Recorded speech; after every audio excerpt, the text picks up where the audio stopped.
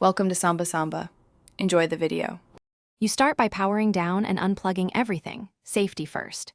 Use an anti-static wrist strap and place the console on a soft, stable surface. Remove the circular base, then use a T8 Torx to back out the visible screws. Count them as you go. Once screws are removed, insert a plastic pry tool at the seam and work around the edges. This releases clips without cracking plastic.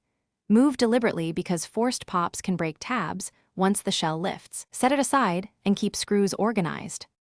Once the top shroud is off, you'll see the fan housing and power supply bracket. Remove the bracket screws to gain clearance, then locate the fan cable on the motherboard.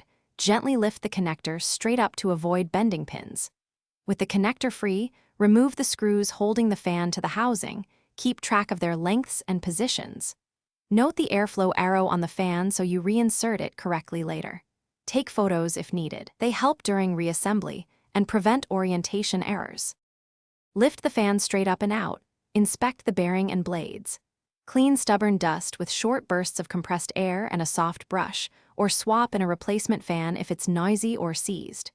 Reseat the fan in the same orientation, tighten mounting screws evenly, and plug the cable back into the motherboard until it clicks.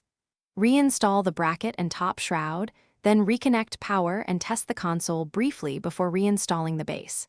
If the fan doesn't spin, power off immediately and confirm the connector seating and screw-free obstruction. Thanks for watching. Consider subscribing if we helped you.